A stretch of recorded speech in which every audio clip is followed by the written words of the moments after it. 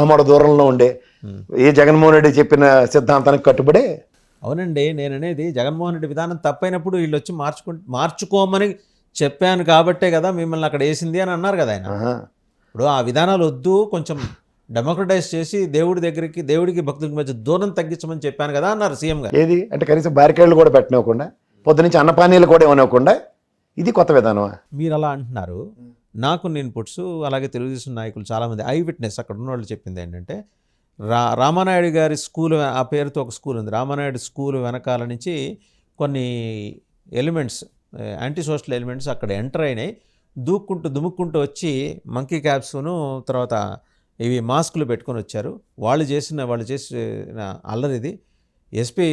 అప్పటి ఎస్పీ సుబ్బారాయుడు గారు ఆయన ఆవేదనతో కళ్ళమ్మడి నీళ్ళు కూడా పెట్టుకున్నారు. ఇదంతా చూసాను కూడా చెప్పారు.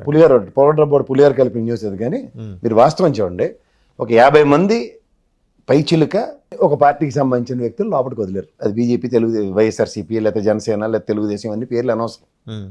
50 మందిని ఎప్పుడైతే లోపలికి వదిలేరో చేతావని లేకుండా ఒక అలర్ట్ ఏమైనా ఇచ్చిందంటే గేట్లు తీసేస్తున్నారు అన్నది తొక్కిసలాటికి దారితీస్తుంది. పాయింట్ 1. దీంట్లో కుట్రకోణం ఏం కనిపించట్లా మీకు సార్?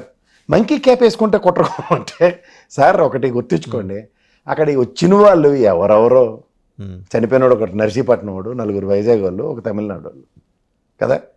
వాళ్ళకి ఏం తెలుస్తారు? ఏ పాపం తెలుసు అని కుట్రకోణాలను ఆపాదిస్తారు. చనిపోయిన వారి గురించి మాట్లాడట్లా, ఆ చనిపోవటానికి కారణమైన వాళ్ళ గురించి మాట్లాడుతున్నాను. అసలు మామూలుగా చెప్తున్నాను, ఒక వెపన్తో పొడిచారో లేదంటే ఒక రాళ్ళు దాడి జరిగిందని. సార్ ఊపిరాడక వాళ్ళ ఏజ్లు, వాళ్ళ మనుషుల యొక్క ఆరోగ్య పరిస్థితులు బట్టి అక్కడ ఉక్కిరిబిక్కిరికి చనిపోయిన వాళ్ళని ఏ కాన్స్పిరసీతో ముడిపెడతారు?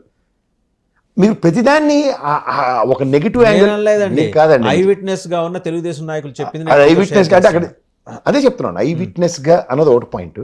రెండో పాయింట్, ఈ టీటీడీ చైర్మన్ ముందు రోజు మాట్లాడిన అసందర్భ పేలాపన, ఏమని కుట్రకోణాలు ఉన్నాయి, some invertible situations may take place అన్నది. When you have clue. మీకు ఇదే మాట విజయవాడ తుఫాన్కి 22 గంటల ముందు హెచ్చరిక ఉన్నా సరే చచ్చిది మామూలు వాళ్ళే కదా అని వదిలేస్తే ఏమవుతుందో అదే ఉపద్రం. అక్కడ జనరల్ దర్శనాలకు వెళ్ళి వాళ్ళు వెళ్ళటం వాళ్ళ మీద అనగానే ఇన్ఫర్మేషన్స్ ఉన్నా, ప్రొయాక్టివ్గా ప్రికాషన్స్ తీసుకోవాలన్నా సరే తీసుకోకపోవడం, is it not an ignorance? Is it not a consideration?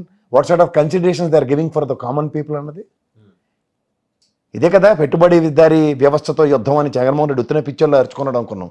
వాస్తవం చూస్తే కనబడుతుంది కొట్టొచ్చినట్టు. సిసోడియా మాట్లాడేది ఏం మాట్లాడాడు ఆయన? 22 గంటల ముందు తెలిసి ఇంతమందిని ఇవాక్యువేట్ చేయలేమని చెప్పి వీ హ్యావ్ టేకెన్. మరి ఇదే మాటకు వస్తే ఇవాళ పవన్ కళ్యాణ్ గారి దగ్గర ఉన్న కృష్ణతేజ గారు కేరళ నుంచి డెప్యుటేషన్ మీద వచ్చారు. 2,76,000 మందిని ఎలా ఎవాక్యువేట్ చేశాడు సార్ కేరళలో? కేపబుల్ అండ్ అడ్మినిస్ట్రేటివ్ ఎలా చేశాడు? ఎంత టైం అది? In span of very span. So అంత ఎబిలిటీ, క్యాపబిలిటీ, కాంపిటెన్సీ పీపుల్ ఉండి కూడా they have taken things as granted. So అలాంటప్పుడు వెళ్ళి నిన్న మీరు పవన్ కళ్యాణ్ గారి the government did not allow the officials to function, అంతేనా? మీరు ఎందుకు? అంతేనా? గ్యారంటీగా. ఎందుకంటే దీనికన్నా ముందు కుప్పం పర్యటన చంద్రబాబు గారు ఉన్నప్పుడు entire force is been deployed.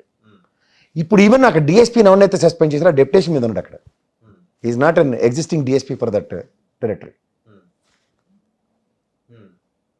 ఇప్పుడు ఈ దీంట్లో ఈ కెమెరాలు, ఈ స్టూడియో ఎన్విరాన్మెంట్ మీకు మీ వాళ్ళకి తెలిసినట్టు నాకెలా తెలుస్తుంది? అవునంటారు కదంటారా?